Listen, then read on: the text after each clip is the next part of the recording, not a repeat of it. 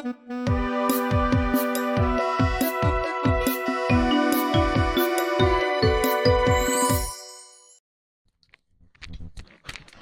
majored in fashion marketing, and I love pop culture. And I truly believe that Sex and the City didn't just change television, but it changed the way we dressed forever. Think about it: baguette bags, chaotic layering, and using girl math to justify buying Manolos instead of paying your rent. Sound familiar? The trends this show started in the late 90s are still showing up in our feeds in 2025.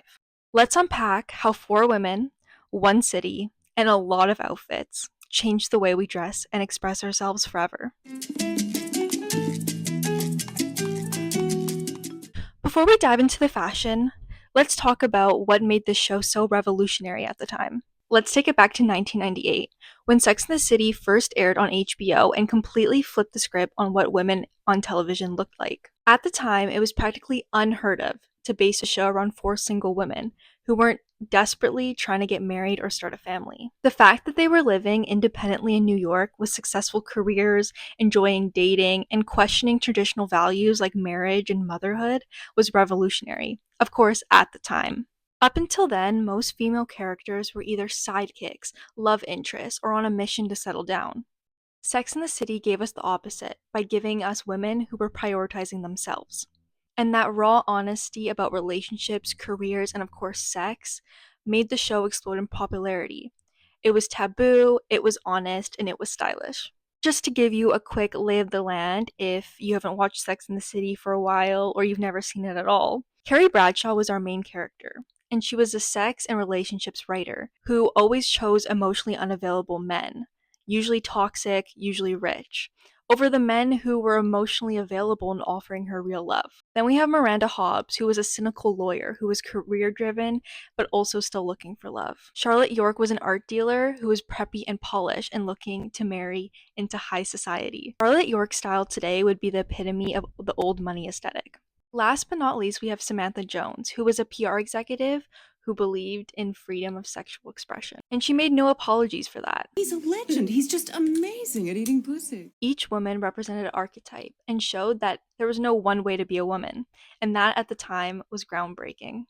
Now, let's break down the fashion of this show and what made it stand the test of time.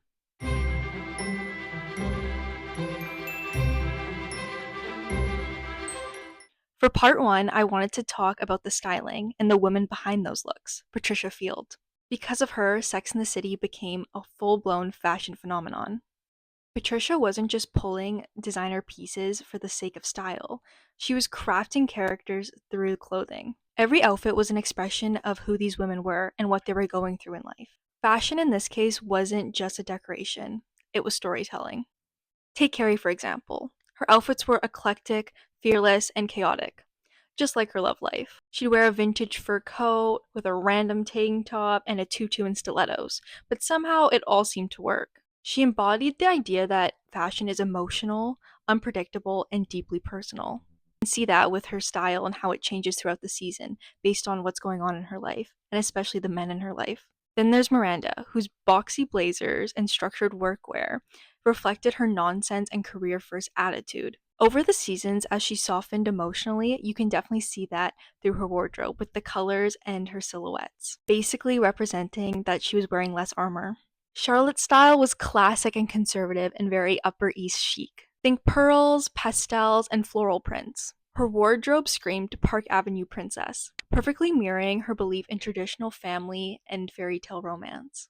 And of course, Samantha, her clothes were unapologetic just like her. They were bright, metallic, tight, leopard print, latex. Samantha dressed as if she was the main character in every room she walked into, and that was very clear. What Patricia Field did so well is make fashion accessible, even if it was high end. Sure, they wore Prada, Manolos, and Fendi baguette bags, but they also mixed vintage pieces, thrift finds, and lesser known designers. She broke the rules and encouraged viewers to do the same.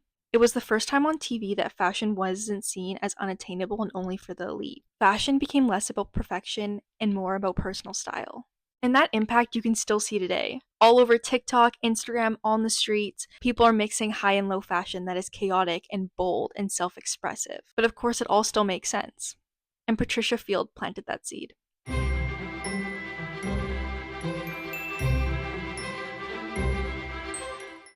For part 2 of this video, I wanted to talk about the Fendi baguette and how Patricia Field used accessories as identity badges for the characters.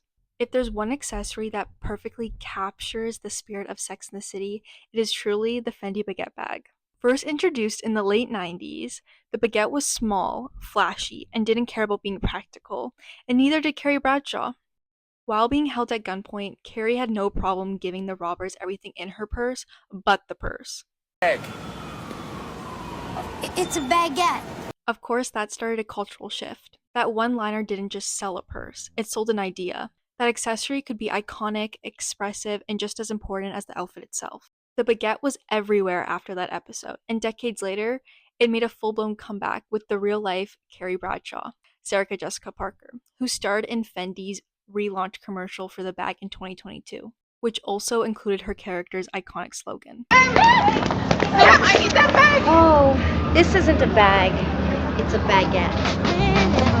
On TikTok, you can find Gen Z influencers wearing the baguette bag with oversized blazer, baggy jeans, and decorating them with bag charms.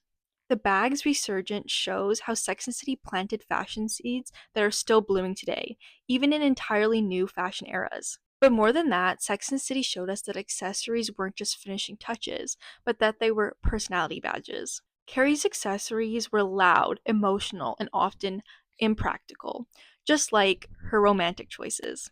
Charlotte wore delicate pearls, dainty handbags, signaling her polished and conservative vibe. Miranda often went for a functional first with sleek crossbodies and minimal jewelry. And Samantha, always bold, oversized earrings, metallic bags, and attention grabbing sunglasses that she wore with confidence. Today, we are still doing the same thing. We're still using accessories to declare who we are without saying a word. That micro handbag, she's trendy. Baby pink bows on everything, she's coquette. The claw clip, she's effortless and low maintenance. The knee-high boots in the summer, she's not dressing for the weather, she's dressing for the plot.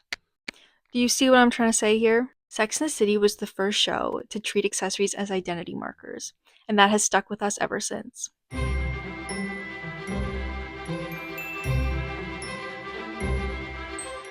For part 3, I want to continue to discuss how Carrie specifically mixed high fashion with low fashion. One of the most iconic things about Carrie's style is that she didn't follow the rules. While other shows were styling to match the trends, she was creating them, often by mixing high-end designer pieces with unexpected thrift store finds, and somehow it worked majority of the time. To paint a picture in your head, Carrie was often wearing a $5 tank top with $400 Manolos, or a Chanel logo tank and a rhinestone belt that she probably picked up from the flea market. That fearless, mismatched energy was fun and exciting, and it wasn't just styling, it was storytelling. She gave us the permission to experiment, to mix vintage with high-end fashion. To wear that designer piece we saved up months for was something we found at Value Village. And today that legacy lives on with almost everyone I know mixing their thrift finds with their high-end designer pieces. Everyone that I see online, and myself included, are mixing their designer bags and shoes with their regular clothing items. The way that Carrie dressed on the show is now what the internet has coined as dopamine dressing, which is the idea that you should wear what brings you joy and excitement instead of trying to fit a trend, which is what fashion should have always been. Carrie was just doing it before it had a name.